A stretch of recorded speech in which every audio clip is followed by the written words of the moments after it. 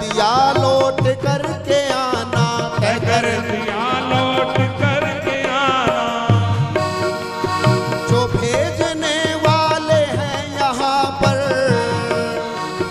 जो भेजने वाले हैं यहाँ पर, वही फिर वापस बुला रहे हैं। रचा है सृष्टि को जिस प्रभु ने, वही ये सृष्टि चला रहे हैं। रचा है सृष्टि को जिस प्रभु ने, वही ये सृष्टि चला रहे हैं। रचा है सृष्टि को जिस प्रभु ने, वही ये सृष्टि चला रहे हैं। रचा है सृष्टि को जिस प्रभु ने, वही ये सृष्टि चला रहे हैं।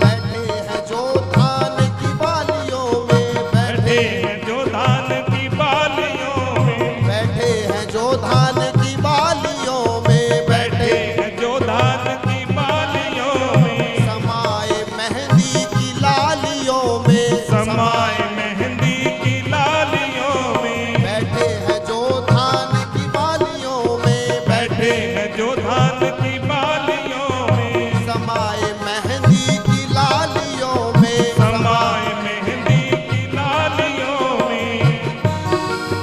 हर डाल हर पत्ते में समा कर, हर डाल हर पत्ते में समा कर, फूल रंग बिरंगे खिला रहे हैं। रचा है सृष्टि को जिस प्रभु ने, वही ये सृष्टि चला रहे हैं। रचा है सृष्टि को जिस प्रभु ने, वही ये सृष्टि चला रहे हैं। जो पेड़ हमने लगाया पहले, जो पेड़ हमने लगाया पहले, उसी का फल हम अब पा रहे हैं। रचा है सृष्टि को जिस प्रभु ने, वही ये सृष्टि चला रहे हैं। रचा है सृष्टि को जिस प्रभु ने, वही ये सृष्टि चला रहे हैं। रचा है सृष्टि को जिस प्रभु ने, वही ये सृष्टि चला रहे हैं। रचा है सृष्टि को जिस प्रभु ने, वही ये सृष्टि चला रहे हैं। वही ये सृष्टि चला रहे हैं। वही ये सृष्टि चला रहे हैं। वही ये सृष्टि चला रहे हैं। वही ये सृष्टि चला रहे हैं। जय जय श्री राधे। तो ये तो हमारा भ्रम है कि हम ये कर रहे हैं, हम वो कर रहे हैं। करने वाला वही है जिसने हमें बनाया है, जिसने हमें बनाया, जिसने हमें बड़ा कर दिया, जिसने हमें इस लायक बना दिया। करने वाला वही है, वही सृष्टि को चला रहा है। और यही तो समझना है संसार में। इसी भ्रम में तो हम हमेशा डूबे रहते हैं, इसी भ्रम में तो हम हमेशा पड़े रहते हैं। हमें लगता रहता है कि हम कर रहे हैं, करने वाला कोई और है। उसका विचार कीजिए, उनका ध्यान कीजिए, उनका स्मरण कीजिए, उनकी खोज कीजिए, जो सब कुछ करने वाले हैं, जिनकी कृपा से सब कुछ हो रहा है। सृष्टि की रचना हो जाती है। महाराज मनु और देवी शत्रुपा को ब्रह्मा जी सृष्टि करने का आदेश देते हैं।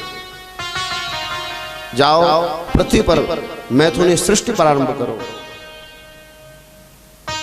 परंतु जैसे ही वो पृथ्वी की ओर रुख करते हैं, पृथ्वी वहां पर नहीं थी।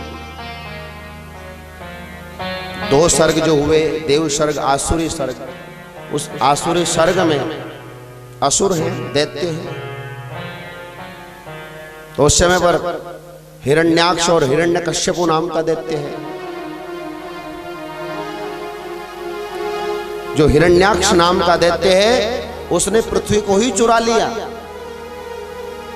और पृथ्वी को चुरा करके समुद्र की कुक्षी में रख दिया, वहां छिपा लिया।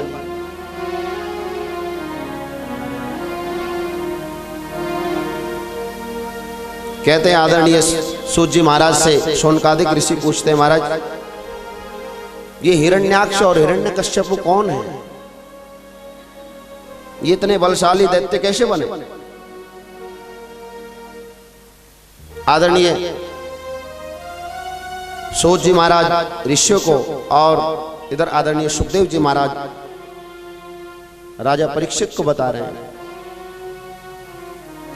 कि जो हिरण्याक्ष और हिरण्यकश्यपु नाम के महान दैत्य हैं ये कोई साधारण नहीं है, ये तो पूर्व के भगवान के पार्षद हैं,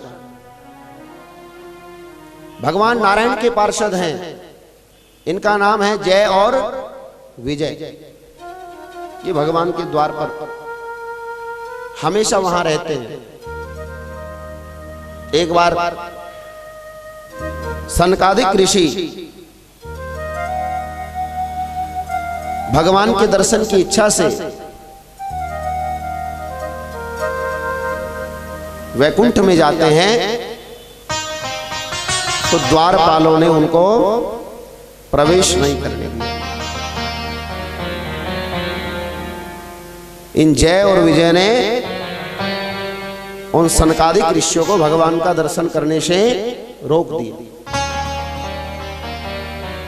तब कहते हैं जब भगवान का दर्शन करने से रोक दिया तो वैसे संत क्रोधित नहीं होते जल्दी से, लेकिन जब कोई भगवान का दर्शन करने में व्यवधान डाले, भगवान का भजन करने में व्यवधान डाले, तब वो क्रोध कर लेते हैं कभी कभी। तो उस समय सनकादिक ऋषियों ने इनको श्राप दे दिया कि जाओ तुम दैत्य बन जाओ। तब जब उन्हें श्राप मिलता है वो उनके चरणों में गिर जाते हैं, अपने उद्धार का उपाय पूछते हैं। तो उन्होंने कहा कि देखो श्राप मिला है तो दैत्य तो तुम्हें बनना पड़ेगा, पर तुम्हारा उद्धार करने के लिए साक्षात भगवान नारायण स्वयं ही आए। तो बोले ये वही जय और विजय हैं जो हिरण्याक्ष और हिरण्यकश्यपु बन गए। इसमें से जो हिरण्याक्ष है उसने पृथ्वी को ले जाकर के समुद्र में छिपा दिया। ब्रह्मा जी को जब ये बात पता चलती है तो बड़ी लंबी श्वास लेते हैं, चिंता की, और भगवान के ध्यान में बैठ जाते हैं। भगवान के ध्यान में स्मरण में बैठते हैं, प्रभु हे नारायण, जिस सृष्टि को करने का कार्य आपने मुझे सौंपा है उस सृष्टि करने के लिए पृथ्वी तो कोई दैत्य चुरा ले गया, आप ही दया करो, कृपा करो प्रभु। और कहते हैं उस समय चिंता में वो जो श्वास छोड़ी, उस समय उनकी नासिका से ही भगवान नारायण ने वराह का अवतार ले लिया। बोले वराह भगवान की जय। उनकी नासिका से ही भगवान वराह रूप में प्रकट हो जाते हैं। भगवान संसार के किसी जीव में भी भेद नहीं समझते, भगवान तो अभेद हैं, वो किसी रूप में भी आ सकते। सारा संसार भगवान की सृष्टि है, भगवान कोई भेद नहीं करते। भगवान वराह रूप में क्यों आए? क्योंकि पृथ्वी गंधवती है, तत्र गंधवती पृथ्वी, पृथ्वी से गंध आती है, मिट्टी से गंध आती है, और मिट्टी जैसी खुशबू किसी चीज में भी नहीं है। ध्यान रखना, मिट्टी की खुशबू ऐसी कही जाती है जैसे मां के शरीर की खुशबू होती है ना। आंख बंद होती है छोटे से बच्चों की, लेकिन मां की गंध से पहचान लेते हैं। कोई दूसरा कोई भी गोद में लेकर के घूमता रहे, बच्चा सोया हो, आंख भी उसकी बंद हो, पर जैसे किसी दूसरे की गोद में जाएगा उसकी गंध से उसे पता चल जाता है ये मेरी मां नहीं है। आप भले ही उसकी मां का मुखौटा पहन लो वैसा ही बनवा करके, और उस बच्चे को भ्रमित करने की कोशिश करो, गोद में लो, वो बच्चा खुशबू से पहचानता है, उसे अपनी मां की गंध आती है अंदर से। तो जैसे मां की गंध आती है ना, वैसे ही पृथ्वी की गंध आती है। पृथ्वी में मां जैसी गंध है, इसलिए उस गंध की, उस खुशबू की तुलना संसार की किसी भी खुशबू से नहीं की जा सकती। वो मां की खुशबू है। और पृथ्वी से क्योंकि गंध आती है, और गंध को, उस खुशबू को ग्रहण करने की सबसे ज्यादा जो शक्ति है वो वराह में है। वो नासिका से ग्रहण कर लेता है, उसको खींच लेता है, दूर से ही पता चल जाता है वो चीज वहां पर। तत्र गंधवती पृथ्वी, पृथ्वी की गंध को वो ग्रहण करते हैं, इसलिए भगवान वराह अवतार में आते हैं। देर नहीं लगी, समुद्र की कुक्ष में प्रवेश कर जाते हैं, पृथ्वी के गंध को सूंघा, पृथ्वी तक पहुंच जाते हैं, अपने उन बड़े बड़े दाढ़ों पर पृथ्वी को उठा लेते हैं, लेकर के चलने लगते हैं। तो अनेक प्रकार से हिरण्याक्ष उनको उकसाने लगता है, युद्ध के लिए नाना प्रकार की बातें करता रहता है। भगवान समझ ही रहे हैं कि तुम्हारा मुक्त होने का समय अब आ गया है, और कहते हैं, देखते ही देखते भगवान वराह का हिरण्याक्ष के साथ में युद्ध प्रारंभ हो जाता है, और देर नहीं लगती, वराह भगवान को उसी क्षण हिरण्याक्ष का भगवान वध कर देते हैं। बोलिए वराह भगवान की जय। पृथ्वी को पुनः से शेष पर स्थापित कर देते हैं। अब भगवान ने एक दैत्य का तो उद्धार कर दिया, भक्तों को भय से मुक्त कर दिया, वो निश्चिंत हो गए। समस्त देवता वराह भगवान की स्तुति करते हैं, उनके ऊपर पुष्पों की वर्षा करते हैं। अब ब्रह्मा जी ने महाराज मनु देवी शत्रुप को आदेश कर दिया, जाइए सृष्टि कीजिए। आप पृथ्वी पर आकर के, यहां से उन्होंने मैथुनी सृष्टि प्रारंभ की।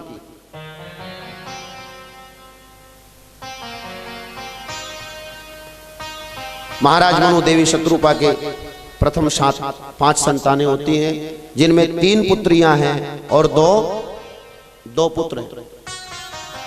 3 पुत्रियां देवहूति, आकृति और प्रसूति, पुत्र उत्तानपाद और प्रियव्रत। ये 5 संतानें होती हैं। अब यहीं से मैथुनी सृष्टि का क्रम प्रारंभ हो जाता है। स्वतः बढ़ने वाली, स्वयं बढ़ने वाली सृष्टि यहां से हो जाती है। इसलिए हमें मनुष्य कहा जाता है, क्योंकि हम सभी महाराज मनु की संतान हैं, हमें मनुष्य कहा जाता है। हमें मनुष्य इसलिए भी कहा जाता है क्योंकि हम मन से चलते हैं। हमारा मन हमें जहां ले जाना चाहता है, हमारा मन हमें जहां बिठाना चाहता है, हमारा मन हमें जो दिखाना चाहता है, बोलो वही तो करते हैं हम। जैसे ही कहीं से भी देखिए आप, हम जैसे ही कथा पंडाल में प्रवेश करते हैं तो हमारा मन हमें कहता है कि नहीं, हमें यहां नहीं, बोलो हमें वहां बैठना है। अच्छा, कई बार लेट हो जाएं, जैसे आज भी मैं कई लोगों को देख रहा था, तो फिर वो सोचते हैं अच्छा हमारी सीट तो वहां थी, आज भर गई, अब क्या करें। मन कह रहा था वहां बैठे आगे, लेकिन वो तो जगह, बोलो वो तो विलंब होने से पहले से बुक हो गई, अब क्या करें। तो फिर मन कहेगा बोले अब वहां ठीक नहीं तो अब यहाँ दूसरी जगह ठीक है। हम अपने मन अनुकूल ही चलते हैं, फिर हम कोई दूसरी जगह अपने मन से अनुकूल बना लेते हैं। लेकिन चलती मन की अनुकूलता ही है, ध्यान रखना। कहां से ठीक दिखेगा, कहां से ठीक आवाज सुनाई देगी, कहां से हम ठीक ढंग से प्रसंग को श्रवण कर पाएंगे, वो सारी स्थितियां रहती हैं। क्योंकि हम मन से चलते हैं। हमारा मन हमें जिधर ले जाना चाहता है, हमारा मन हमें जो बनाना चाहता है, हम धीरे से वही बनते चले जाते हैं। इसलिए भी हम मनुष्य कहलाते हैं। महाराज मनु की पहली पुत्री देवहूति का विवाह ऋषि कर्दम जी के साथ में होता है। कहते हैं कर्दम ऋषि जी ने ब्रह्मा जी की आज्ञा से पत्नी की प्राप्ति के लिए, विवाह के लिए भगवान नारायण का तप किया था, बहुत लंबे काल तक। ऐसा कहा जाता है 10,000 वर्षों तक उन्होंने तपस्या की। 10,000 वर्षों तक तपस्या करने के बाद जैसे ही भगवान उनके सामने प्रकट होते, बोले नारायण भगवान की जय। जैसे ही भगवान उनके सामने प्रकट होते हैं, भगवान की स्तुति की, भगवान वरदान मांगने के लिए कहते हैं। अब ये विचार करने लगे मन में, 10,000 वर्षों तक तपस्या की, क्या वरदान मांगू कि मुझे विवाह करना है, पत्नी की प्राप्ति करा दो। रुक गए, सोचा इतने लंबे काल तक तपस्या की तो भगवान से भगवान को ही मांग लो, प्रभु आपको मांगता हूं। भगवान कहने लगे, बदल लिया, संकल्प कुछ और था और अब कुछ और मांगने लगे। मुझे मांगना चाहते हो, मैं तो आऊंगा ही, निश्चित है। जब तुमने पहला भाव ये रख दिया कि मुझको मांगना चाहते हो, मैं आऊंगा, निश्चित है। पर जो तुमने मनोरथ रखा था, जो संकल्प लेकर के तपस्या की थी, उसको तो मांगो। प्रभु मेरा गृहस्थ जीवन तभी सफल होगा जब आप मेरी गृहस्थी में आएंगे। मैंने विवाह के लिए तपस्या की थी, आपकी कृपा से मेरा विवाह हो, लेकिन मैं गृहस्थी तभी बसाना चाहता हूं जब आप मेरी गृहस्थी में आए। भगवान ने कहा तथास्तु, चिंता न करो, तुम्हारा घर भी बसेगा और तुम्हारी गृहस्थी में मैं स्वयं अपने अंश रूप से अवतार धारण करूंगा। भगवान ने कहा आप अपने आश्रम पर जाएंगे, महाराज मनु स्वयं अपनी पुत्री तुम्हें प्रदान करने के लिए तुम्हारे आश्रम पर आएंगे। भगवान आशीर्वाद देकर के, वरदान देकर के अंतर ध्यान हो जाते हैं। कर्दम ऋषि अपने आश्रम पर जाते हैं। कुछ समय के बाद महाराज मनु अपनी पत्नी और अपनी पुत्री को लेकर के वहां पहुंच जाते हैं। कर्दम ऋषि जी ने 3 आसन सामने रख दिए।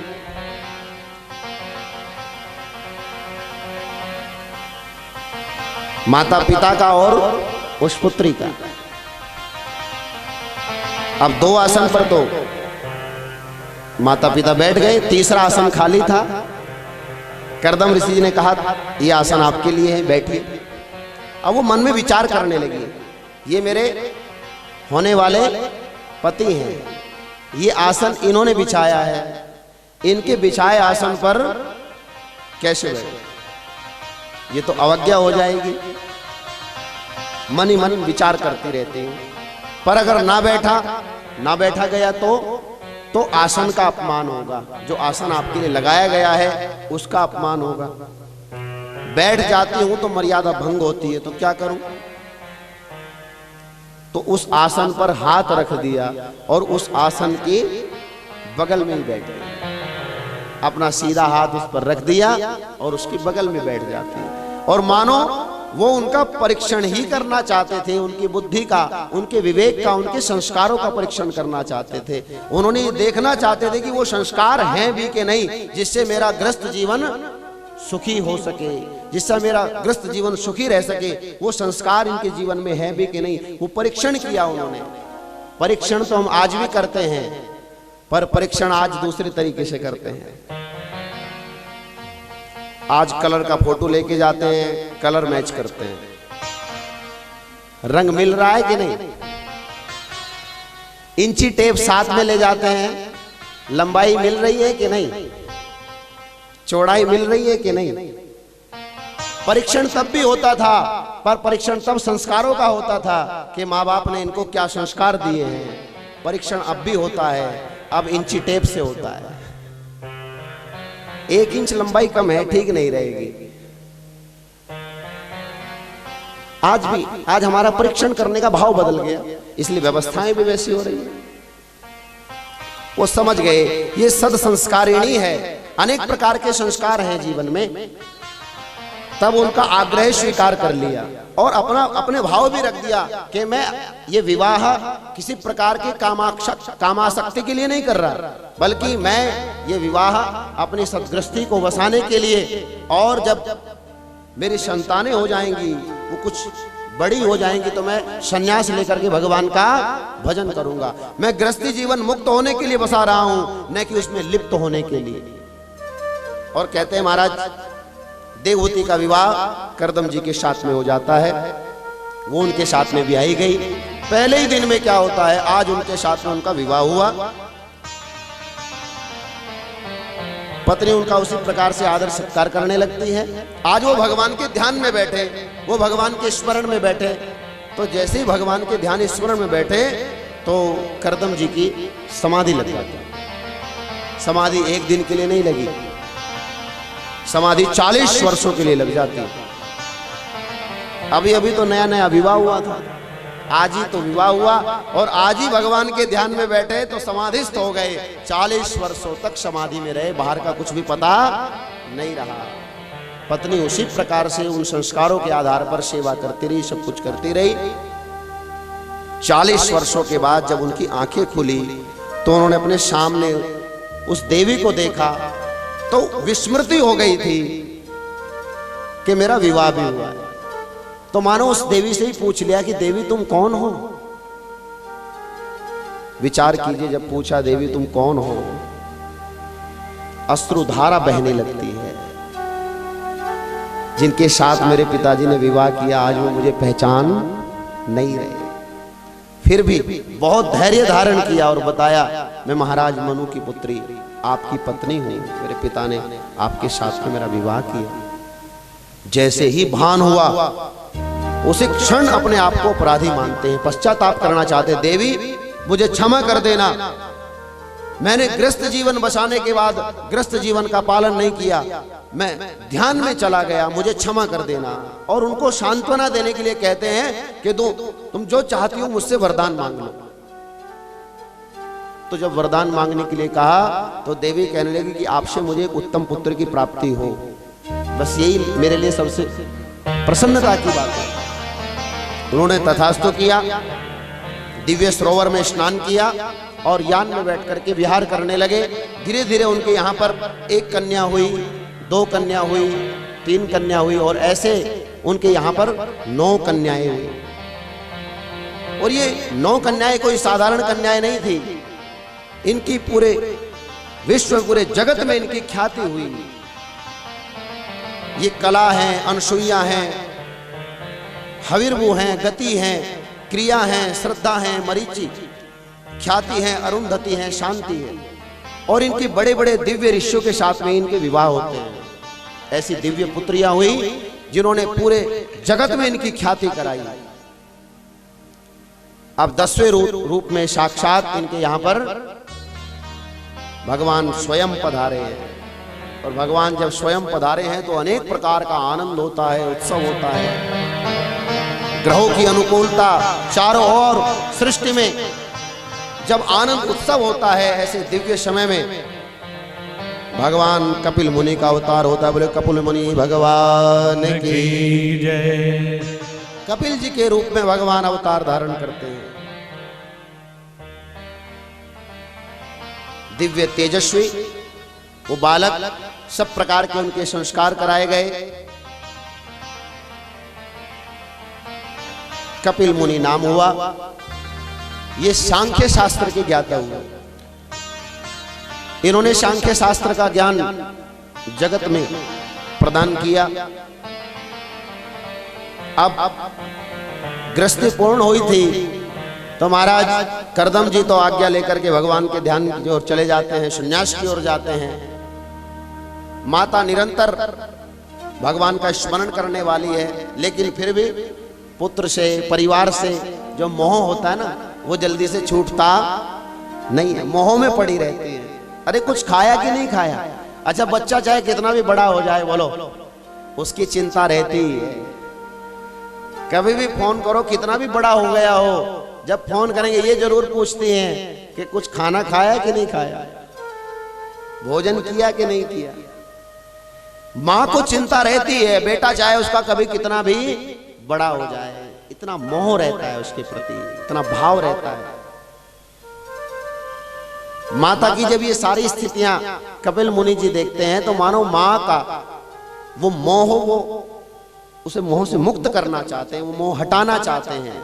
मैया ये मोह ही रुलाता है, मोह ही संसार में दुख का कारण है। बताइए किसके कारण रोते हैं हम? मोह के कारण रोते हैं। जिन बेटों के, जिन परिवार के, जिनके चक्कर में जिनका हमें मोह है, जब वो हमें पूछते नहीं हैं, जिनसे हम इतना मोह करते हैं, जिनको पाला पोसा, सब कुछ उनके लिए किया, सब कुछ उन पर लुटाया, प्यार किया, दुलार किया, सब कुछ किया, जब वो हमें पूछते नहीं हैं तो हम रोते हैं। क्यों रो रहे हैं?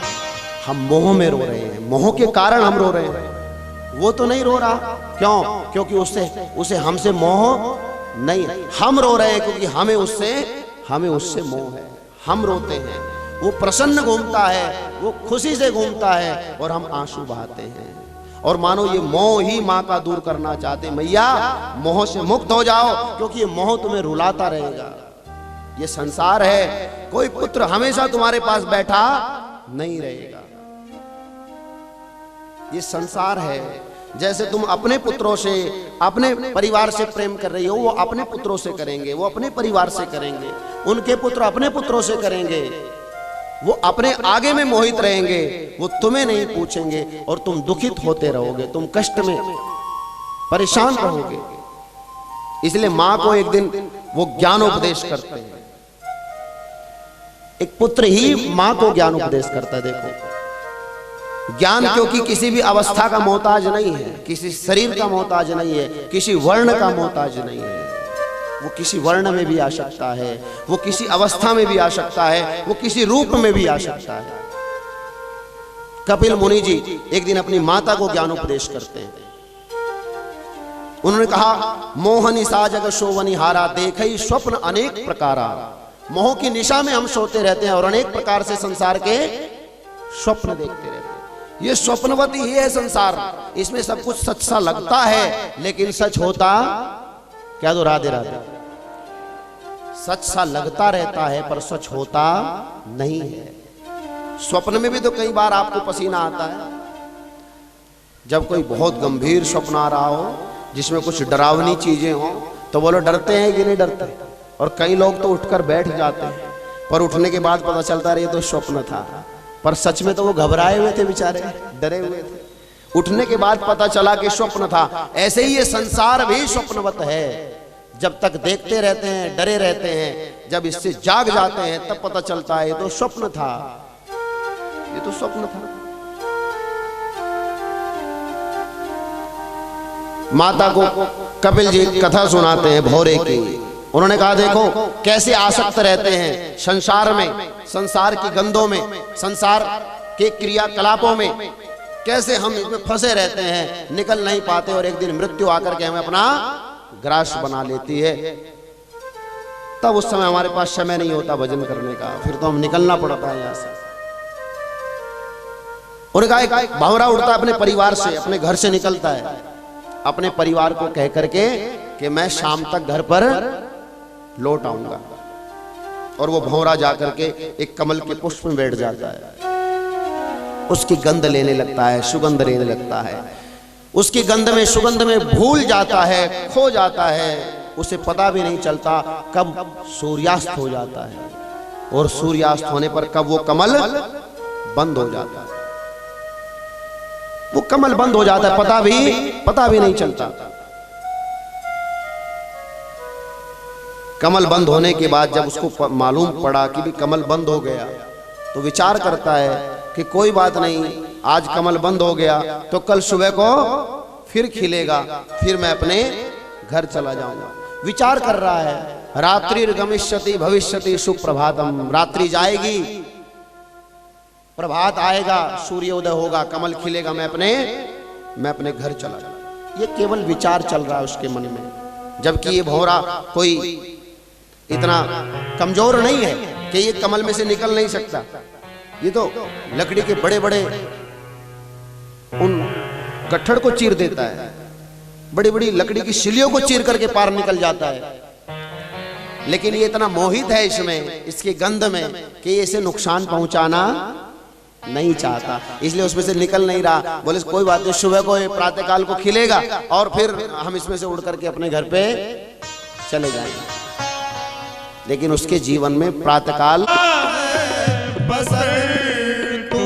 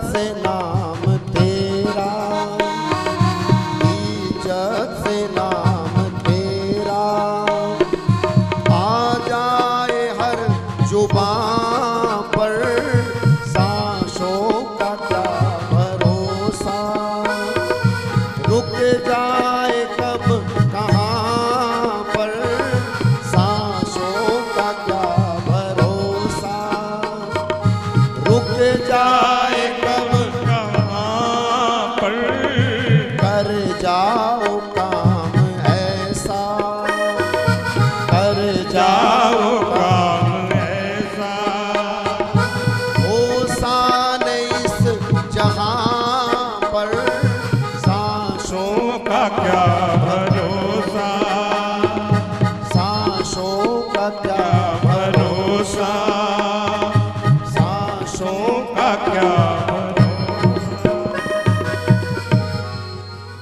बोले बांके बिहारी लाल। लाल की जय। ऐसे मैया को आदरणीय कपिल मुनि जी महाराज ज्ञानोपदेश करते हैं कि सांसों का कुछ भी पता कब निकल जाएंगी, कब ये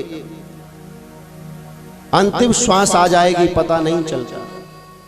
इसलिए भगवान का रुख करिए, ठाकुर जी का रुख करिए, क्योंकि व्यक्ति सदा ही गृहस्थी में फंसा ही रहता है। बच्चे हो जाए, उनका पालन पोषण हो जाए, उनका विवाह हो जाए, सब कुछ हो जाए, तब भी वो फंसा रहता है, निकल नहीं पाता। इसलिए एक हाथ से अपने ठाकुर जी के चरण पकड़िए, दो हाथ तो हैं आपके पास, कोई बात नहीं, एक हाथ से आप परिवार ही पकड़े रखिए, एक हाथ से तो कम से कम ठाकुर जी पकड़ लीजिए। चाहिए तो इस अवस्था में आकर के दोनों हाथ से ठाकुर जी के चरण पकड़ें, पर मोह अगर नहीं छूट रहा ना, तो कम से कम एक हाथ से तो ठाकुर जी के चरण पकड़ लो और एक हाथ से परिवार पकड़े रखो।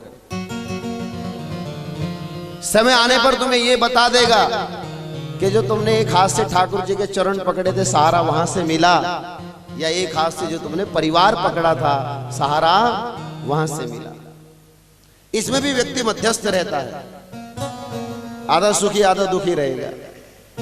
जिसने दोनों हाथों से परिवार पकड़ा है, बोलो, वो पूरा दुखी रहेगा, और जिसने दोनों हाथों से ठाकुर जी के चरण पकड़े हैं वो पूरा का पूरा सुखी रहेगा।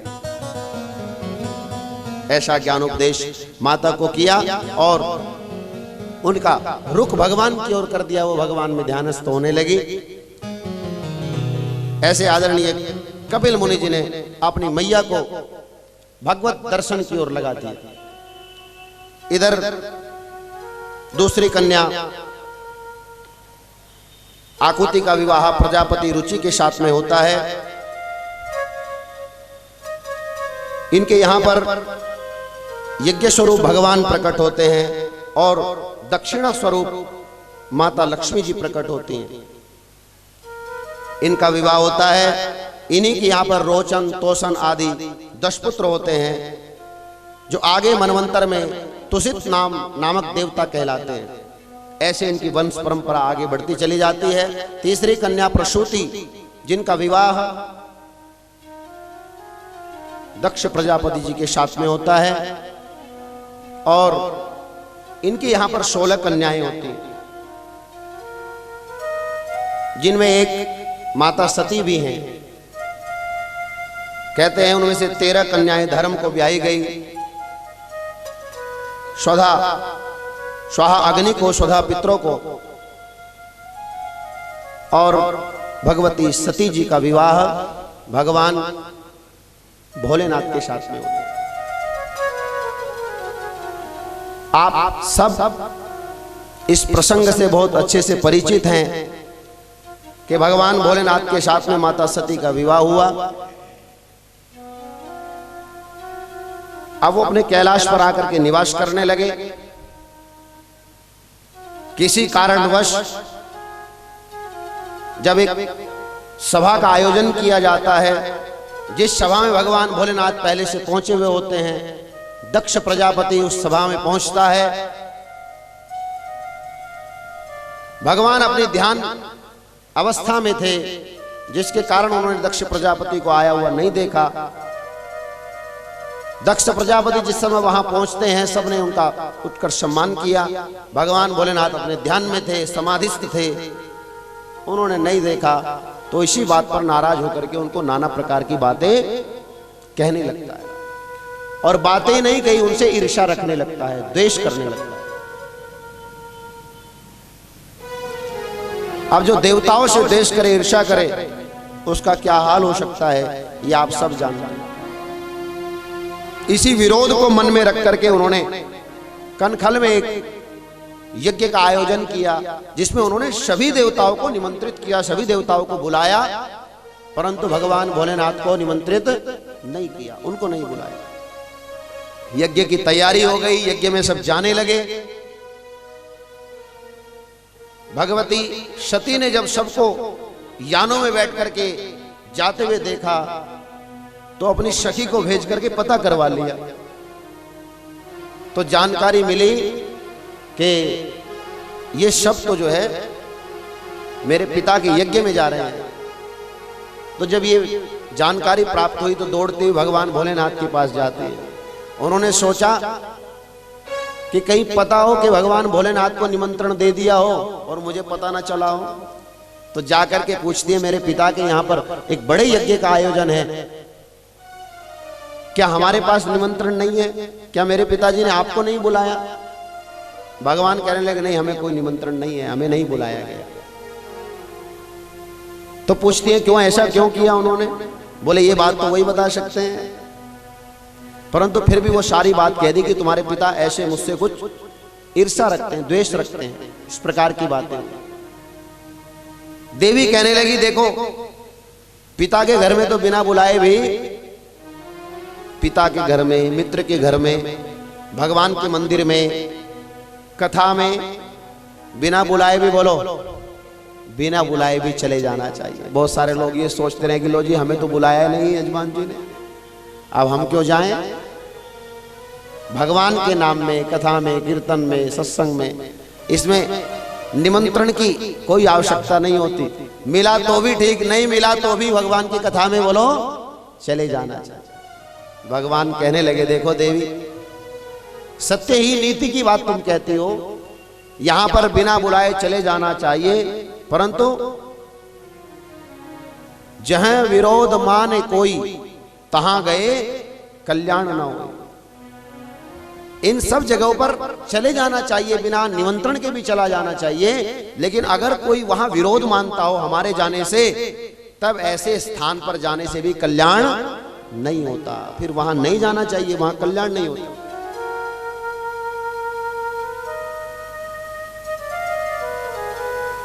लेकिन देवी बार बार निवेदन करने लगी। पिता के घर में जाने का थोड़ा सा मन भी होता है, कुछ पूछना भी चाहती थी, कुछ कहना भी चाहती थी, ऐसा क्यों किया, और भगवान से आज्ञा मांगती हैं। भगवान ने तो पहले समझा दिया, जब नहीं मानी तो भगवान तो धर्म की सवारी करने वाले हैं, बोले मेरा कर्तव्य कहने का है, अब ये नहीं सुनती तो कुछ सुन के समझ जाते हैं, जो सुन के नहीं समझते तो ठोकर खा के, बोलो, फिर ठोकर खा के समझना तो पड़ेगा, या तो कहने से समझ जाओ, नहीं तो ठोकर खा के समझना पड़ेगा। भगवान ने कहा, ठीक है देवी, कुछ गण साथ कर दिए, चली जाती है, अपने पिता के यज्ञ में पहुंची।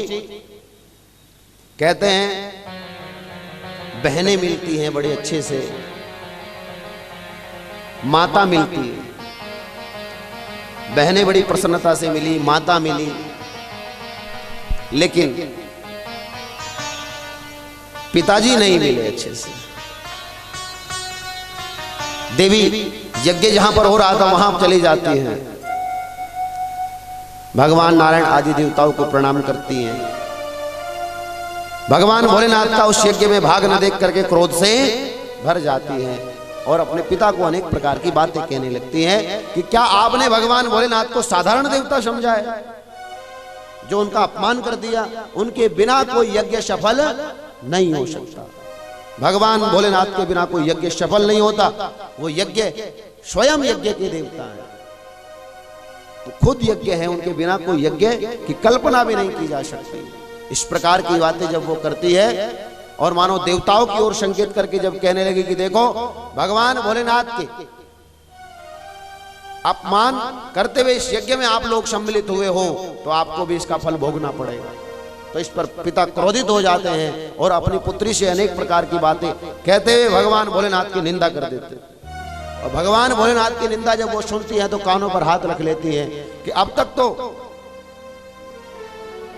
मैंने केवल आपके द्वारा ये अपमान भगवान का आंखों से देखा था, अब तो कानों से उनकी निंदा भी सुन ली। अब ये शरीर भगवान भोलेनाथ के पास जाने के लायक नहीं रहा। मैं तो अनेक प्रकार की बातें उन्हें कह करके मैं यहां पर आई थी, लेकिन अब मैंने भगवान की निंदा सुन ली, अब तो मैं उनके पास जाने लायक नहीं। श्राप देते हुए भगवती ने योगाग्नि से अपना शरीर भस्म कर लिया, उस कुंड में ही अपने आप को आहूत कर दिया। उसी समय हाहाकार हो जाता है, अनेक प्रकार से गणों के द्वारा यज्ञ विध्वंस किया जाता है। कुछ गणों ने आकर भगवान भोलेनाथ को बताया, भगवान क्रोध में भर जाते हैं, अपनी जटा के बाल उखाड़ करके पर्वत पर पटक दिया। उससे 2 रूपों परिणीत होता है, एक से वीरभद्र और भद्रकाली प्रकट होती है। भगवान से आज्ञा मांगी, भगवान ने आज्ञा प्रदान की, जाओ जाकर के दक्ष का यज्ञ विध्वंस कर दो।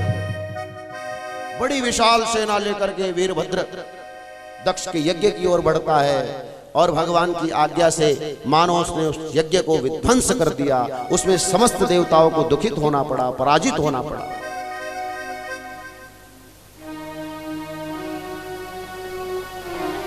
भगवान भोलेनाथ माता सती के उस शरीर को अपने कंधे पर उठा करके विचरण करने लगते हैं प्रेम में। तब भगवान नारायण के द्वारा ही सुदर्शन चक्र से उनके खंड खंड किए जाते हैं। जहां जहां वो गिरते हैं वहां वहां भगवती के शक्तिपीठ स्थापित हो जाते हैं।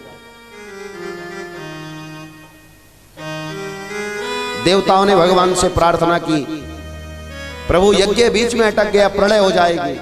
भगवान प्रसन्न हो जाते हैं और पुनः से दक्ष प्रजापति के धड़ पर बकरे का सर लगा करके उसको जीवन दान प्रदान कर देते हैं। जब सही सर था, जब मनुष्य आकार वाला सर था, तब वो नहीं समझा। जब भगवान ने बकरे वाला सर दे दिया, पुनर्जीवित कर दिया, अब बारंबार भगवान के चरणों में प्रणाम करता है। अब सही ढंग से भगवान का नाम नहीं ले पाता, सही ढंग से भगवान का मंत्र का जाप नहीं कर पाता, तो बम बम कह करके ही काम चलाता है। ये बम बम वहीं से शुरू हुआ जब उसके पास अच्छी खासी जीवा भगवान ने दी थी जिससे वो नमः शिवाय जप सकता था, नहीं जपा। अब बकरे का सर मिल गया, नमः शिवाय जपना चाहता है, नहीं जप सकता, तो बम बम कह के काम चलाया। भगवान ने कहा कोई नहीं, तुम्हारे मुंह से बम बम निकला, आज से मैंने अपना एक नाम बम बम भी रख लिया। बोले इस नाम को भी जो लेगा उसका भी मैं कल्याण कर दूंगा। और समय आने पर यही सती राजा हिमवान की यहां पर प्रकट होती हैं पार्वती के रूप में। कठोर तपस्या की और भगवान से पुनः से इनका विवाह हो जाता है। ऐसे वंश परंपरा महाराज मनु के पुत्र उत्तानपाद, उनका विवाह सुनीति के साथ में होता है। सुनीति के साथ में इनका विवाह होता है। बहुत लंबा समय बीतता चला जाता है, परंतु इनकी यहां पर कोई संतान नहीं होती। जब बहुत लंबे काल तक संतान नहीं हुई तो राजा को चिंता होती है। सामान्य लोगों को इतनी चिंता संतान की नहीं होनी चाहिए, ध्यान रखना। शास्त्र पुराण कभी भी सामान्य लोगों के लिए, सामान्य गृहस्थी के लिए, इसके लिए कोई चिंता की बात नहीं कहते। हाँ, राज परिवारों के लिए चिंता होती थी, राजा के लिए चिंता होती थी। जितनी भी चिंता की बात हुई, जितने भी पुत्रेष्टि यज्ञ किए गए, वो राज परिवारों के लिए हुए। क्यों? क्योंकि वहां पर राजा को उत्तराधिकारी की स्थापना करनी होती थी, इसलिए वहां ज्यादा चिंता रहती थी। तो उत्तानपाद को चिंता हुई। तब कहते हैं उन्होंने, सुनीति ने ही अपनी सहमति से उनका विवाह सुरुचि के साथ में, दूसरा विवाह सुरुचि के साथ में करा दिया। एक का नाम है सुनीति और एक का नाम है सुरुचि। अंतर जानते हो दोनों में? सुनीति यानी सुंदर नीति, सुरुचि यानी सुंदर रुचि। नीति और रुचि में अंतर समझना। रुचि क्या होती है? रुचि का मतलब पसंद। हमें क्या पसंद है? हमारी बड़ी सुंदर रुचि है, हमारी बहुत अच्छी पसंद है। हमें खाने में क्या पसंद है, हमें पहनने में क्या पसंद है, बस तो फिर हम रुचियों के पास ही खड़े रहते हैं, अपनी पसंद के पास ही खड़े रहते हैं। और वो लोग पसंद कभी पूरी होती है क्या? आज पूरी की, कल को दूसरी, परसों को तीसरी।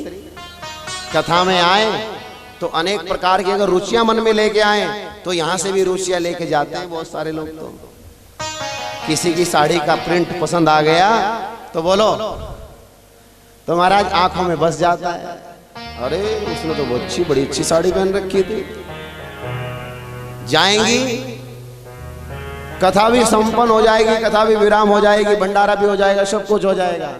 जिस दिन भी बाजार पहुंचेंगी वो प्रिंट अभी भी, बोलो, वो प्रिंट अभी भी दिमाग में बसा हुआ। इसे कहते हैं रुचि। वो सुंदर रुचि वो बस गई दिमाग में, अब वो निकलने वाली नहीं है। दुकान वाले को भी परेशान कर दिया, ये दिखाओ वो दिखाओ, उसने दिखा भी दी वैसी, वो वाली नहीं है ये। वैसा प्रिंट नहीं आया जैसा, बोलो, जैसा उसने कहा। सुंदर रुचियों ने आज हमारा बाथरूम भर दिया उन्होंने। हमारे बाथरूम के अंदर जितनी चीजें हैं वो सब रुचियां ही खड़े हैं वहां पर।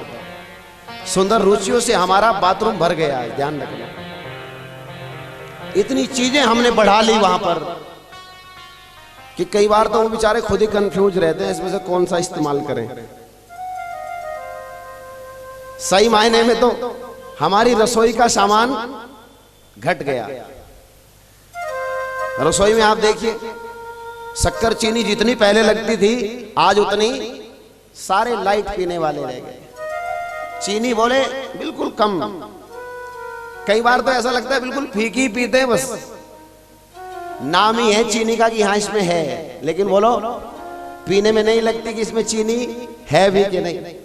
हमारे रसोई की चीनी का खर्चा, शक्कर का खर्चा घट रहा है, वहां शक्कर चीनी खर्च नहीं होती। नमक का खर्चा घट रहा है, वहां नमक भी बिल्कुल लाइट ले रहे हैं, नमक नहीं खाते, मीठा नहीं खाते। और बोलो घी तेल,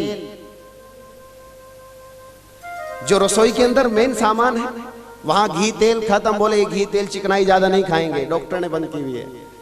ज्यादा नमक नहीं खाएंगे, ज्यादा मीठा नहीं खाएंगे। विचार कीजिए तो क्या खाओगे फिर? आपकी रसोई में से सारे सामान छोटे होते जा रहे हैं। चीनी का डब्बा छोटा हो गया, नमक का डब्बा छोटा हो गया, घी का डब्बा तो वहां है ही नहीं। सामान घटता जा रहा है और बाथरूम में सामान वहां बढ़ता जा रहा है। महाराज पहले जमाने में एक साबुन पड़ी होती थी, वहां मुल्तानी मिट्टी रखी होती थी। आप जाओ जरा, आप देखो खुद ही मानो पूरा विषाद खाना वही है। ये नहाने से पहले का है और ये नहाने के बाद का। इतना सामान है, खुद कंफ्यूज रहते हैं इसमें से कौन सा यूज करें, कौन सा इस्तेमाल करें। यानी इससे आप प्रतीत होता है निश्चित रूप से कि दिखावा बढ़ रहा है और ओरिजिनल चीज जो वास्तविकता है वो घट रही है। बाहर का दिखावा बढ़ रहा है। वो जितनी भी सब चीजें आपने रखी हुई हैं वो आपको बाहर से सजा सकती हैं, बाहर से सुंदर कर सकती हैं, पर जो अंदर से सुंदर करने वाली हैं वो आपकी घट रही है। बाहर का दिखावा बढ़ रहा है। और उससे भी बड़ी बात यह है, हम जो दिखना चाहते हैं वो बनना नहीं चाहते। हमारा व्यक्तित्व आज ऐसा होता जा रहा है, हम दिखाई देना कुछ चाहते हैं और ओरिजिनल में हम कुछ और होते हैं। समाज में हम अपनी छवि कुछ और दिखाना चाहते हैं और वास्तविकता में होते हम कुछ और हैं। आप अपने आप को वो बनाइए जो आप बनना चाहते हैं, आप वो बनाइए जो आप समाज में दिखना चाहते हैं, वही बनिए ना। इसके लिए आपको वास्तविकता में उतरना पड़ता है। वो ऐसी सुरुचि है, लेकिन सुरुचि में आकर्षण होता है, ध्यान रखना। रुचियों में आकर्षण होता है, थोड़े समय का आकर्षण होता है। जब से सुरुचि आई, महाराज उत्तानपाद उसकी ओर खिंच जाते हैं, आकर्षित हो जाते हैं। अब उसी की बात ज्यादा सुनते हैं, सुनीति की अब कम सुनने लगे। अब सुंदर नीति समझ में नहीं आती, अब रुचियां समझ में आती हैं। लेकिन इसका भी सुनीति को लाभ ही मिला। पति के पास जो समय उसका गुजरता था, पति के पास वो अपना जो समय देती थी, अब वो अपने प्रधान पति को देने लगी। प्रधान पति से मतलब समझते हो ना? हम सबका पति, संसार के पति नकली बोलो, और असली पति परम पिता परमात्मा। गोपियां यही तो कहती है श्याम सुंदर भगवान से, प्रभु ये संसार के पति नकली, आप असली पति हो, आप तो असली पति। जब असली पति आ जाए फिर नकली पति का बोलो, फिर नकली पति का कोई प्रयोजन नहीं। तो जब वहां से उन पति का समय कम होने लगा, वो जो समय वहां से बचा वो भगवान के चरणों में अर्पित करने लगी, भगवान के चरणों में लगाने लगी। धीरे धीरे समय बीता और इसकी इतनी बड़ी कृपा हुई कि जिस समय उत्तानपाद को सुरुचि से उत्तम के रूप में संतान होती है, तो इधर भगवान की ऐसी कृपा हुई, सुनीति भी गर्भवती होती है, उसके गर्भ से भी ध्रुव प्रकट होते हैं। उनके गर्भ से भी एक बालक उत्पन्न होता है जिसका नाम होता है ध्रुव कुमार, और सुनीति से उत्तम कुमार उत्पन्न होते हैं। ये कृपा भगवान की हो गई। इतने समय से जो बालक नहीं हुआ था, आज भगवान में ध्यान लगाया, भगवान में समय दिया, ऐसी कृपा हो गई, उनको भी संतान हो गई। क्योंकि वो भगवत भाव अपने हृदय में रखती है, भगवान का भजन करती हैं। और बालक जिस समय गर्भ में हो उस समय जैसा स्मरण किया जाता है, जैसा नाम लिया जाता है, जैसा भाव रखा जाता है, बालक के अंदर भी वही चीजें धीरे धीरे वही आती है, वही प्रवेश कर जाता है। मां से ही तो सीखता है वो सब कुछ, और बाहर आने के बाद नहीं, माता के गर्भ से ही सीखना शुरू कर देता है, गर्भ से ही सीखता रहता है। धीरे धीरे समय बीता, बालक कुछ बड़े हुए। माता हमेशा अपने बालक ध्रुव को उत्तम नीति सिखाती है, हमेशा उसके विचार उत्तम करती है। लाड करो, प्यार करो, दुलार करो, सब कुछ करो बोलो, लेकिन संस्कार बिगड़ने, बच्चों के संस्कार बिगड़ने नहीं चाहिए। आज ये बड़ी समस्या है हमारे जीवन में। आज हम दो चीज तो कर रहे हैं, तीसरी चीज नहीं करते हम। आज हम लालन तो करते हैं, पालन भी करते हैं, लेकिन तीसरा बोलो, तीसरा ताड़न हम नहीं करते। अब वो हमने छोड़ दिया। लालन, पालन और ताड़न। लालन करो बच्चे का, खूब अच्छे से दुलार करो, प्रेम करो, लालन में उसको जो चाहिए वो दो, उसका अच्छे से पालन करो, उसकी जो आवश्यकताएं हैं उसकी पूर्ति करो। लेकिन तीसरा ताड़न भी है। ताड़न से मतलब उसे सांचे में भी ढाल करके रखो। जब कुम्हार घड़ा बनाता है, घड़ा तैयार करता है, उस मटके को,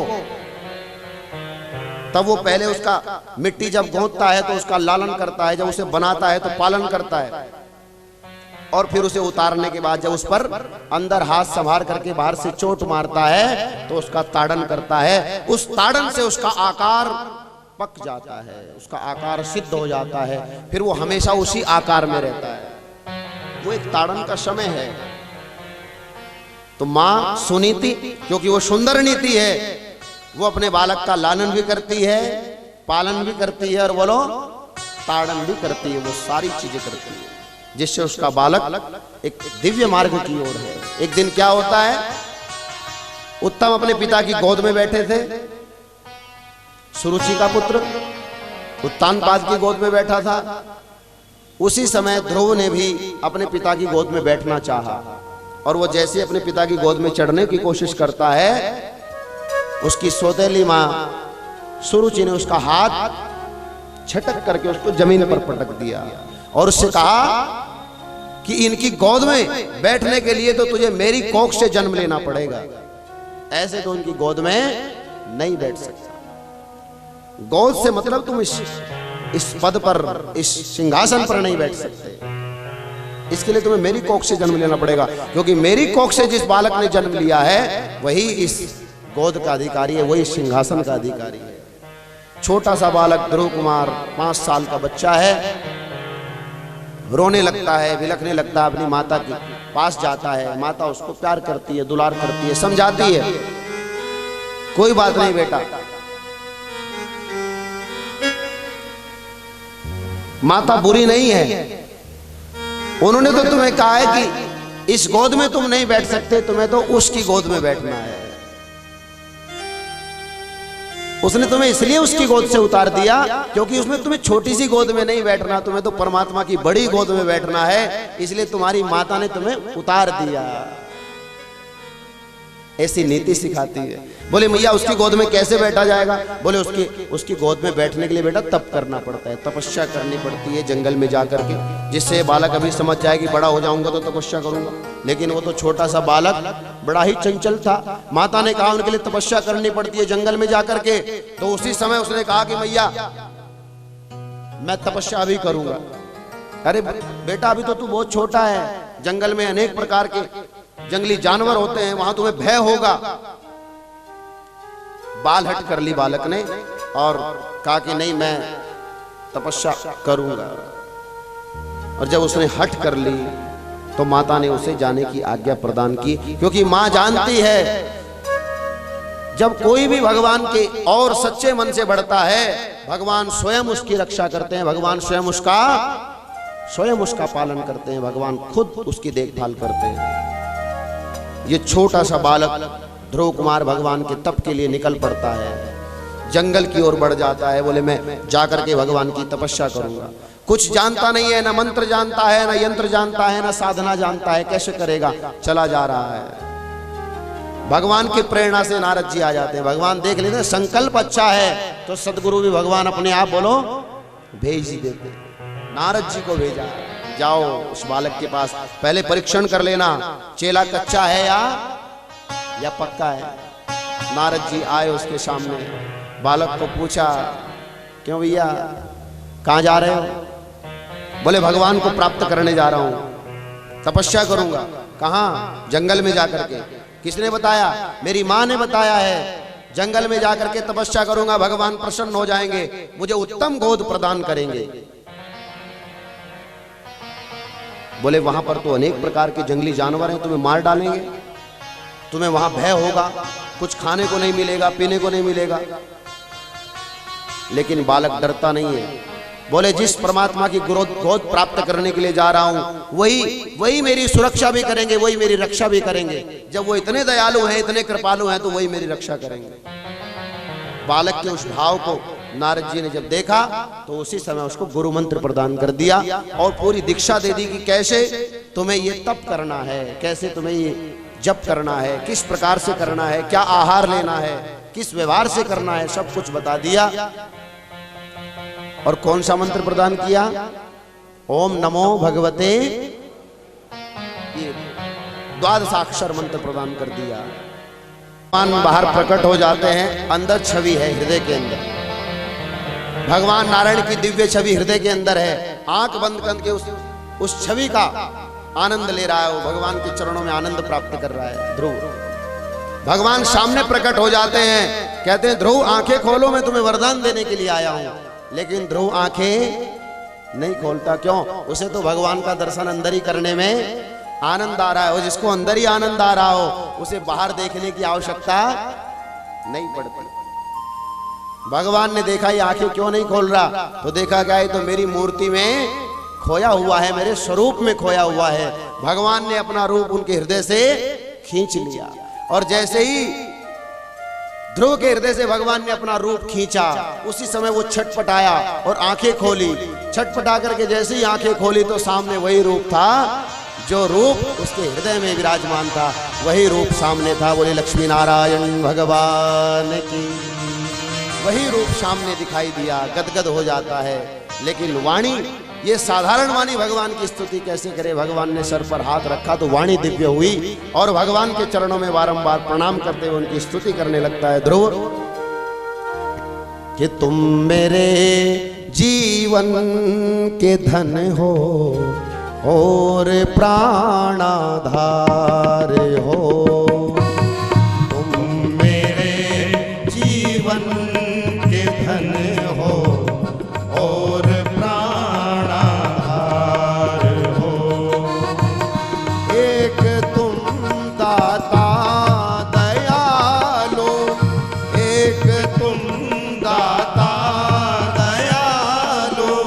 सबके पालनहार हो, तुम मेरे जीवन के धन हो और प्राणाधार हो। तुम मेरे जीवन के धन हो और प्राणाधार हो।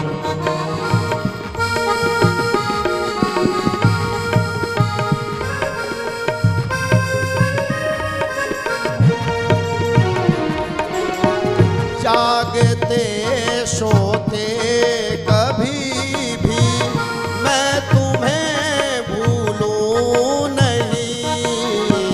जागते सोते कभी भी मैं तुम्हें भूलूं नहीं। भेस दो राजा का मुझको, भेस दो राजा का मुझको, या गले मत हार दो। तुम मेरे जीवन के धन हो और प्राणाधार हो। तुम मेरे जीवन के धन हो और प्राणाधार हो।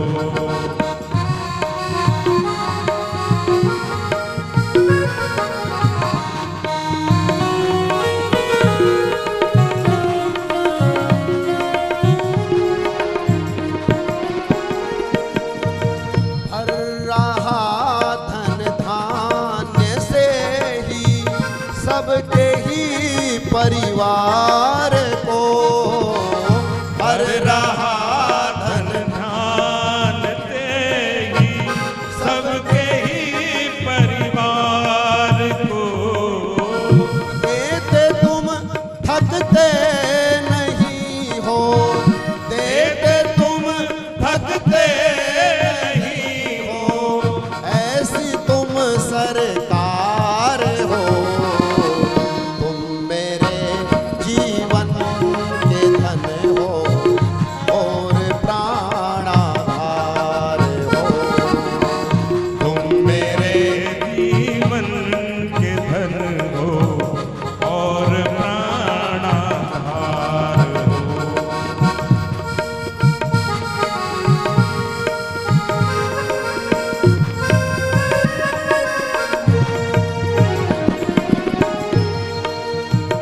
जप रहे तेरा नाम पंछी, गीत गाती है पवन।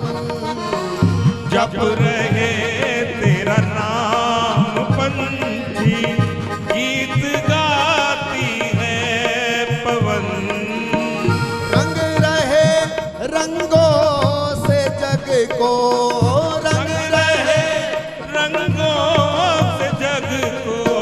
अजब रचनाकार हो। तुम मेरे जीवन के धन हो और प्राणाधार हो।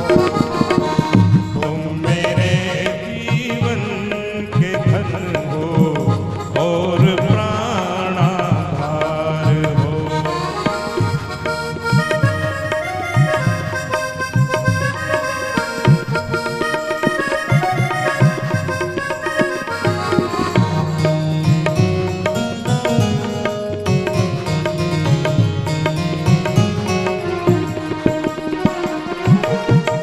जिंदगी की नाव मैंने सौंप दी प्रभु आपको। जिंदगी की नाम मैंने सौंप दी प्रभु आपको। तुम डुबाओ या बचाओ, तुम डुबाओ या बचाओ, मेरे खेवन हार हो। तुम मेरे जीवन के धन हो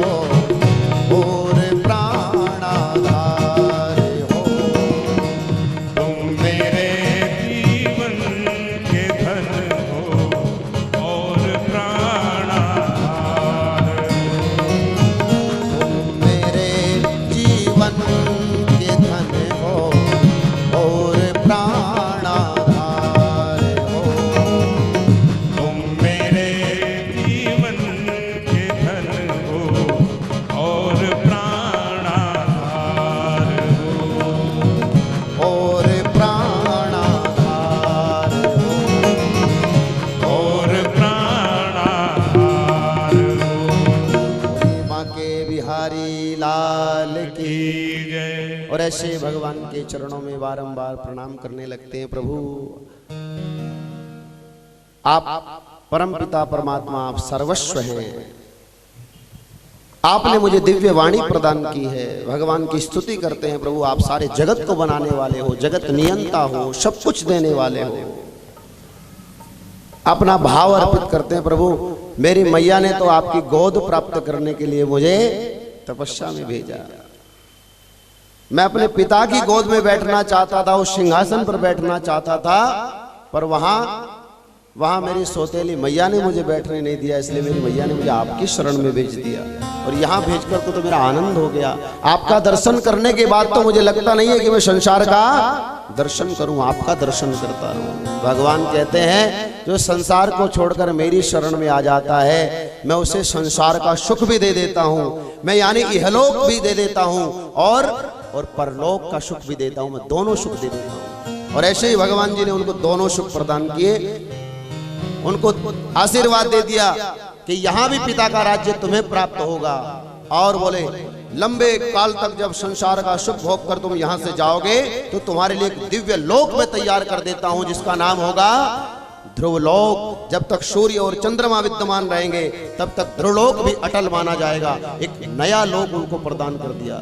इहलोक और परलोक के दोनों सुख एक ही कृपा में भगवान ने प्राप्त करा दिए। ऐसे जब संसार से थोड़ा सा विमुख होकर के भगवान के चरणों में जीव जाता है तो भगवान उसका कल्याण कर देते। बोलो लक्ष्मी नारायण भगवान की जय। भगवान अंतर ध्यान हो जाते हैं। जब इनको ये पता चला कि ध्रुव कुमार ने भगवान को प्रकट कर लिया, तो जिनकी गोद से उतार दिया गया था वो रथ लेकर आए, बैंड बाजों के साथ स्वागत करते हुए जाते हैं। ध्यान रखना, जब संसार में कुछ बन नहीं पाते तो लोग पूछते भी नहीं है, और जब कुछ मान सम्मान पद बढ़ जाता है ना, जब कुछ बड़ा काम कर देते हैं, तब जो पहचानते भी नहीं है वो भी पहचानने के लिए बोलो वो भी आगे आ जाते हैं। रथ में बिठाकर ले जाया गया। जिस सुरुचि ने हाथ पकड़ करके उतार दिया था, वही सुरुचि आरती का थाल लेकर के उनकी आरती उतारती बड़े आदर के साथ आगे ले जाती है। और क्योंकि सुनीति ने शिक्षा प्रदान की थी, आज प्रथम जाकर के सुनीति के नहीं बल्कि सुरुचि के चरणों में पहले प्रणाम किया, बाद में सुनीति के चरणों में जाकर के प्रणाम किया। ऐसी माँ की वो संस्कार थे, ऐसी वो माँ की कृपा थी उसके बच्चे के जीवन में। और कहते हैं कि समय आने पर उत्तानपाद ने ध्रुव जी को राज्य की प्राप्ति कराई। शिशुमार की पुत्री भ्रमी के साथ में इनका विवाह होता है। इनके पुत्र वत्सर होते हैं। इन्हीं की वंश परंपरा में अंग नाम के राजा होते हैं जिन्होंने धर्म पूर्वक राज्य किया। अंग जी का विवाह सुनीता के साथ में होता है। इनके यहाँ पर क्रूर कर्मा वैन का जन्म होता है। वैन अनेक प्रकार का दुराचारी था, पापाचारी था, अत्याचारी था। वो अनेक प्रकार की पापाचार करने लगा, जिससे दुखित होकर के ऋषियों ने उसे श्राप दिया और श्राप के कारण उसकी मृत्यु हो जाती है। श्राप के कारण उसकी मृत्यु हो जाती है। परंतु जब राज्य में कोई राजा न रहा तो राज्य में अनेक प्रकार की उदंडता होने लगती है। जब अनेक प्रकार की उदंडता होने लगी, जो भगवान का भजन करने वाले, स्मरण करने वाले, चिंतन करने वाले थे, जो सत्संगी थे, उन्हें कुछ प्राप्त नहीं होता था। दुष्ट लोग उस अन्न धन की प्राप्ति कर रहे थे, तो पृथ्वी माता ने उस अन्न धन को अपनी कुक्षी में छिपा लिया। ये पृथ्वी माता भी जो अन्न धन हमें देती है, ये उन धार्मिक जनों के लिए प्रदान करती है। उन धार्मिक जनों का हिस्सा ही सब लोग खाते रहते हैं। ध्यान रखना, जो धार्मिक नहीं है, जो अधर्मी है, जो पापाचारी है, जो दुराचारी है, वो भी धार्मिक जनों का ही हिस्सा प्राप्त करते हैं। उन्हीं के हिस्से में से वो खाते रहते हैं। उन्हीं के कारण वो संसार में हैं। जिस दिन धार्मिक नहीं रहेंगे तो पापाचारी, दुराचारी तो एक पल के लिए भी नहीं टिक सकते, क्योंकि भगवान एक पुण्यात्मा के लिए भी लाखों पापात्माओं को नुकसान नहीं पहुंचाता। लाखों पापात्माएं हो और उनके बीच में एक पुण्यात्मा बैठा हो, तो उस पुण्यात्मा के चक्कर में, एक पुण्यात्मा के चक्कर में इतने पापियों को भी भगवान सुरक्षित रखते हैं। लेकिन जैसे ही वो पुण्यात्मा उनके मध्य में से निकल जाता है, उसी क्षण वो सब नष्ट हो जाते हैं। पृथ्वी ने सारा अन्न धन अपनी कुक्षी में छिपा लिया, अपने अंदर समाहित कर लिया। अनेक प्रकार का पापाचार दुराचार जब बढ़ गया तो ऋषि लोग दुखी होते हैं, भगवान से प्रार्थना करते हैं। भगवान की प्रेरणा हुई कि देखो वैन की भुजा को मथो, उससे ही दिव्य रूप में भगवान स्वयं प्रकट होंगे और वो राज्य करेंगे। तब कहते हैं ऋषियों ने वैन की दाहिनी भुजा को मथा, जिससे दिव्य रूप में भगवान के अवतार से महाराज पृथु प्रकट होते हैं। वो पृथु भगवान की जय। और देवी अर्ची प्रकट होती है। ऋषियों ने उनका राज्याभिषेक कर दिया, उनको राज्य पर स्थापित किया। अब ये सुखपूर्वक राज्य चलाएंगे।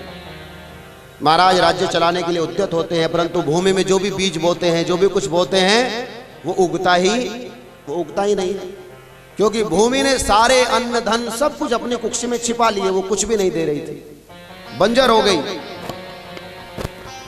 अब महाराज पृथु बड़े दुखी होते हैं, जितनी बार भी बोए वो सब अंदर चला जाए, समाहित हो जाए, कुछ ना बाहर आए।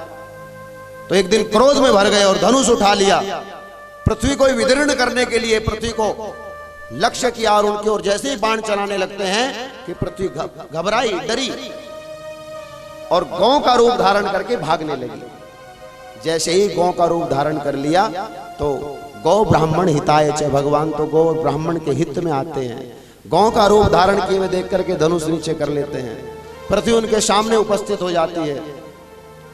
पृथ्वी कहने लगी, देखो मैंने अन्न धन को अपनी कुक्षी में इसलिए छिपाया क्योंकि उसको अनाधिकारी लोग प्राप्त कर रहे थे। राज्य में कोई राजा न होने के कारण उदंड लोग ही उस अन्न का लाभ ले रहे थे, और जो सज्जन थे, सत्कर्मी थे, उन्हें लाभ नहीं मिल पा रहा था। इसलिए मैंने ये सारा अन्न धन अपनी कुक्षी में छिपा लिया। लेकिन अब आपके जैसे धार्मिक राजा उत्पन्न हुए हैं तो मैं अवश्य ही उस अन्न धन को उन्हें से प्रकट करूंगी। इसके लिए आपको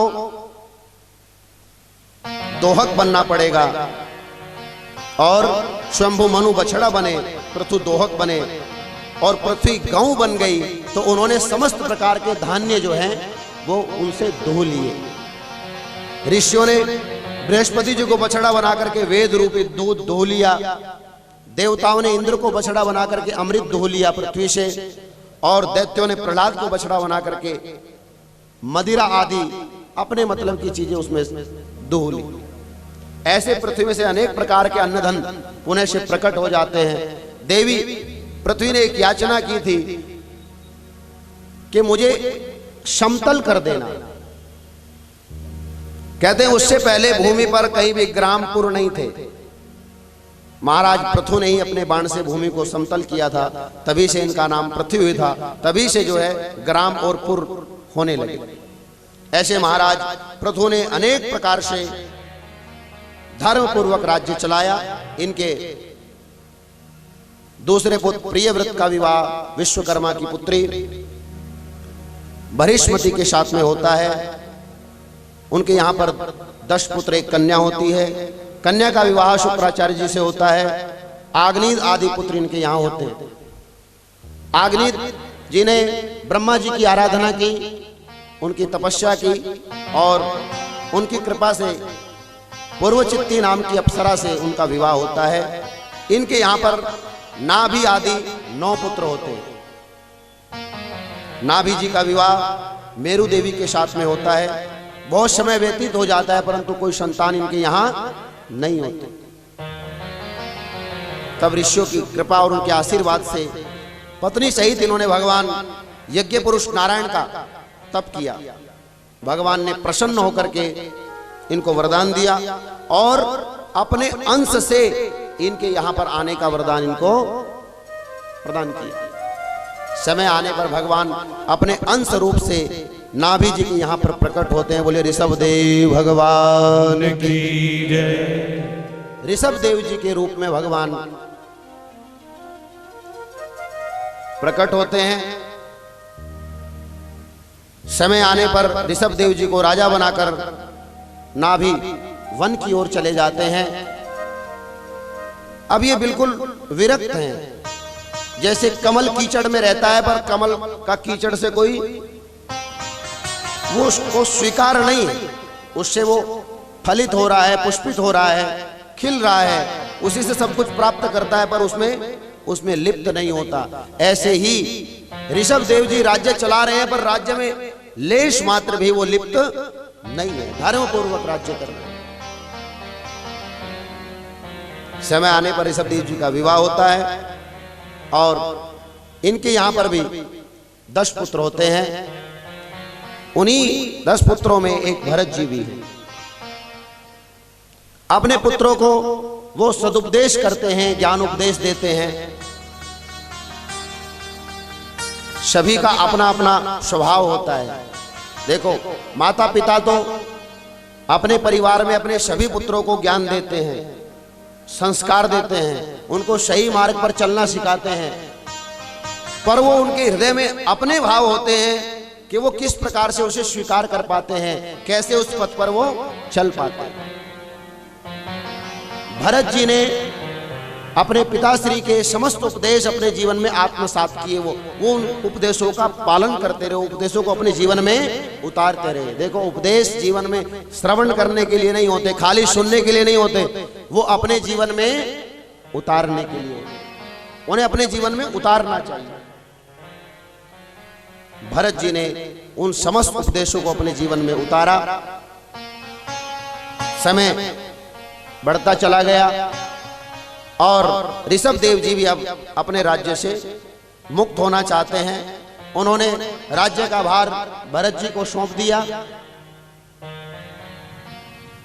और वो स्वयं दिगंबर होकर के भगवान के भजन की ओर निकल जाते। उन्हें समस्त चीजों का त्याग किया, राज्य का त्याग तो किया ही, साथ में उन्होंने वस्त्रों का भी त्याग किया। ना वस्त्र होंगे, ना उन्हें धोना पड़ेगा, ना उनके चक्कर में किसी की लालसा रहेगी। उन्होंने दिगंबर होना स्वीकार किया, समस्त का त्याग कर करके निकल जाते हैं। और यही ऋषभ देव जी आगे चल करके जैनियों के आदि गुरु कहलाते हैं। इन्होंने यहाँ से नया भाव शुरू किया। कहते हैं कि धारणा तो कुछ थी, लेकिन समय उसको कुछ और बदल देता है। धारणा थी कि जब विरक्त होकर के व्यक्ति सब कुछ छोड़ करके चलता है तो केवल भगवान के ध्यान में रहना चाहता है, वो किसी प्रकार के आडंबरों में फंसना नहीं चाहता है। तो ऐसे सदुपदेश करते हुए ऋषभदेव भगवान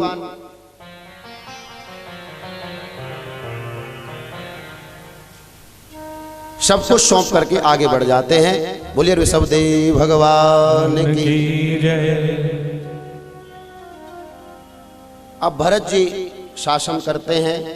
भरत जी भी वैसे ही शासन करते हैं जैसे उनके पिता ने उनके जीवन में उपदेश किया है, वो उसी प्रकार से शासन कर रहे हैं। समय आने पर भरत जी का विवाह विश्वरूप की कन्या पंचजनी से हो जाता है और इनके यहाँ पर 5 पुत्र होते हैं।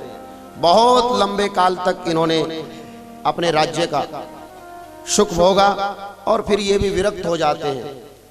अपने राज्य को 5 पुत्रों में बांटकर अब ये स्वयं तपस्या करने के लिए निकल जाते हैं, खुद तपस्या करने के लिए निकल जाते हैं। हरिद्वार के पुलह आश्रम में आ गए और वहां आकर के भगवान का भजन करने लगते हैं, भगवान का ध्यान स्मरण करने लगते हैं। पर ध्यान रखना, आसक्ति तो कहीं भी, आसक्ति कहीं भी आ जाती है जीवन में, वो किसी स्थिति में भी आ जाती है। सब कुछ छोड़ कर गए थे पर आसक्ति ने बोलो वहां पर भी पीछा नहीं छोड़ा। एक दिन भजन कर रहे थे, सब कुछ छोड़ कर गए, वहां बैठ करके भगवान का गंगा के किनारे भजन कर रहे थे। उसी समय इन्होंने देखा कि एक हिरणी जो गर्भवती थी वो जल पी रही थी। पीछे से सिंह के दहाड़ने की आवाज आई। हिरणी घबराई और उसे और कुछ न दिखा, उसने उस जल में ही छलांग लगाई। जल में छलांग लगाई तो जल में जब तैरने के लिए वो प्रयास करने लगी, उस प्रयास से उसका प्रसव जल में ही हो जाता है और प्रसव की पीड़ा से बोलो, प्रसव की पीड़ा से उसके प्राण निकल जाते हैं। अब वो छोटा सा बच्चा, उसका शावक उसमें तैर रहा था महाराज, और इनको दया आई। दया धर्म का मूल है, क्योंकि धार्मिक थे, दया आनी भी चाहिए। दया आई, इन्होंने जाकर के उस बच्चे को उसमें से निकाल लिया और फिर जैसे तैसे करके उसको दूध पिलाया, उसकी व्यवस्था की, उसे धीरे धीरे पालने लगे। यहां तक तो ठीक था, लेकिन इससे आगे क्या हो जाता है जानते हो? इससे आगे स्थिति यह हुई, जिस आसक्ति को पीछे छोड़कर आए थे वही आसक्ति हिरण के बच्चे में हो जाती है। वो आसक्ति वहां हो गई। अब उसके बिना मन नहीं लगता। अपने लिए तो इतने परेशान नहीं रहते थे, लेकिन बोलो वो एक पल आश्रम में वहां दिखाई न दे तो परेशान हो जाते हैं। अरे कहां चला गया, दुखी हो जाती दिया। और धीरे धीरे समय बीता, वो बड़ा हो जाता है और वहां से निकल जाता है। अब ये दुखी होने लगते हैं, परेशान होने लगते हैं कि पता नहीं कहां चला गया, किसने उसे मार डाला, क्या हुआ। उसके वियोग में रहने लगते हैं और एक दिन उसके वियोग में ही इनके प्राण निकल जाते हैं। बोले वृंदावन बिहारी लाल की जय। करने क्या आए थे? भगवान का सब कुछ छोड़ करके भगवान का भजन करने आए थे, पर बोलो आसक्ति ने वहां भी पीछा नहीं छोड़ा। हिरण में फंस गए और अंत मति सो, अंत में जैसी मति थी बोलो गति भी। अगला जन्म किसका हुआ? अगला जन्म हिरण का ही हुआ महाराज। हिरण के जन्म में आ जाते हैं। जब उन्हें याद आती है, अपने भजन के प्रभाव से पता चलता है कि मैं तो भरत था, भजन करने आया था, फंस गया। तब तो सारे हिरणों से अलग रहते हैं, घास नहीं खाते, घास फूस से अलग रहते हैं। लेकिन जब पशुत्व भाव जागता है तब घास भी खाते हैं और सारे पशुओं के साथ क्रीड़ा भी करते हैं। लेकिन बीच बीच में जब वो भाव जागता है तब उनसे विरत हो जाता है। और ऐसी स्थिति में एक बार जब उनके मन में भाव जागृत हुआ तो जल में ही जाकर के खड़े हो गए और वहीं पर इन्होंने अपने प्राण छोड़े। वहीं पर अपने प्राण छोड़े तो अगला जन्म एक ब्राह्मण के यहाँ पर इनका होता है, जहां पर इनका नाम जड़ भरत जी कहा जाता है। और आज की भगवान की मंगलमयी कथा जड़ भरत जी के चरित्र पर ही विराम की जाती है। बोले बाके बिहारी लाल की जय। बोले वृंदावन बिहारी लाल की जय। सावरा जादूगर, सावरा जादूगर, सावरा मेरा सावरा, सावरा मेरा सावरा, ओ सावरा, सावरा मेरा सावरा।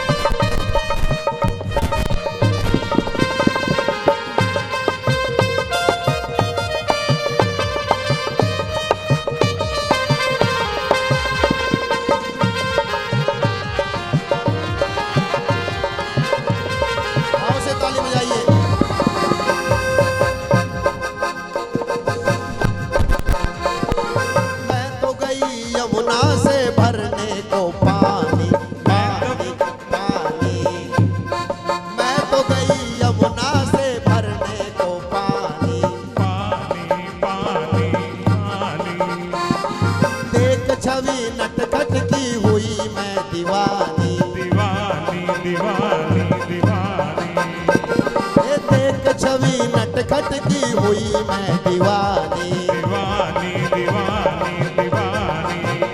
तूने मारी जो ऐसी नजर, तूने मारी जो ऐसी नजर, सावरा जादूगर, सावरा जादूगर, सावरा जादूगर, सावरा मेरा सावरा, सावरा मेरा सावरा, ओ सावरा मेरा सावरा, सावरा मेरा लूट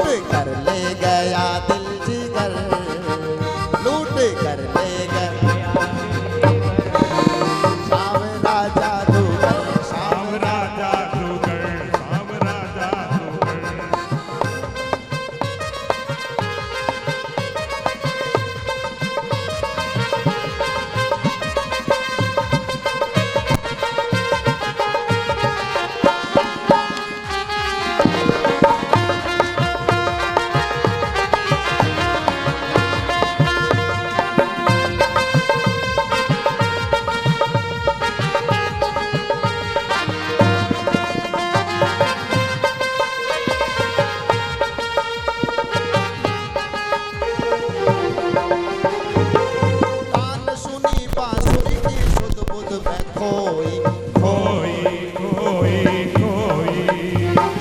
कान सुनी बांसुरी की सुध बुध में खोई खोई खोई खोई।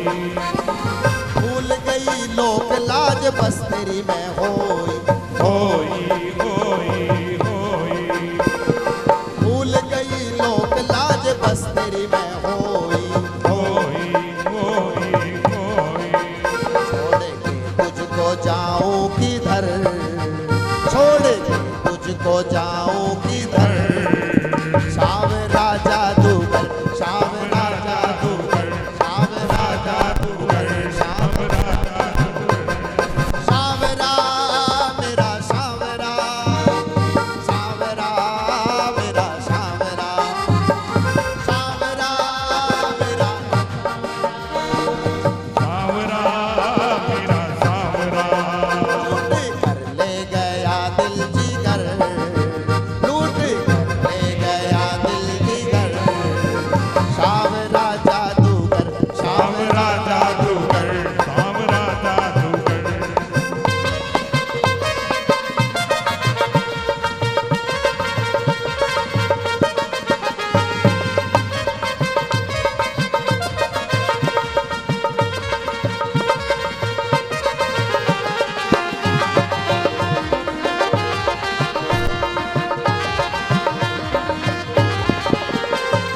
बांध ली रमण तुमसे आशा की लड़ियां लड़ियां लड़ियां लड़ियां।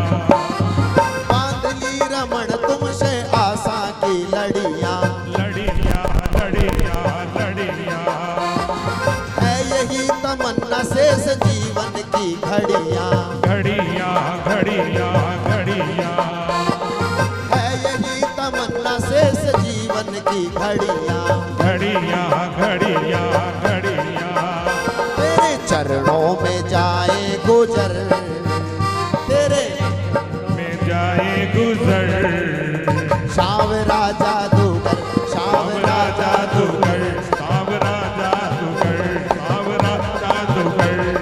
सावरा मेरा सावरा सावरा मेरा सावरा हो सावरा मेरा सावरा सावरा मेरा सावरा। लूट कर ले गया दिल जिगर लूट कर ले गया दिल जिगर सावरा जादूगर सावरा जादूगर सावरा जादूगर सावरा सावरा सावरा सावरा मेरा सावरा सावरा मेरा सावरा। लूट कर ले गया दिल जिगर लूट कर ले गया दिल जिगर सावरा जादूगर सावरा जादूगर सावरा। के चरणों में नमन करते हुए जिनके बहुत ही सुंदर वाणी से श्री मुख से हमने आज भागवत जी का तृतीय दिवस का पूरा श्रवण किया, जिसमें भगवान जी के विभिन्न चरित्रों का विभिन्न अवतारों का दर्शन महाराज जी ने हमें और आप सभी को कराया और हम सभी भी भाग में रसात हो गए। साथ ही साथ मैं अपने चाचा जी श्री रमाकांत महेश्वर जी उनके भी चरणों में बारंबार वंदन, जिनको पुत्रों का विशेष आशीर्वाद मिला, क्योंकि पुत्रों की कृपा के बाद ही भगवत गीता किसी भी परिवार में हो पाता है। और हम और आप सभी प्रभु के भक्त इस सब के साक्षी बने, इसके लिए बहुत बहुत चाचा जी को धन्यवाद और साधुवाद। अब कार्यक्रम को आगे बढ़ाते हुए आरती के लिए मैं जजमान परिवार के साथ साथ श्रीमान टोनी गर्ग जी, संजय गर्ग जी, आप कृपा करके जजमान परिवार के साथ आरती के लिए व्यास मंच पर पधारे। श्री गोपीचंद जी महेश्वरी, श्रीमान कुलदीप वर्मा जी।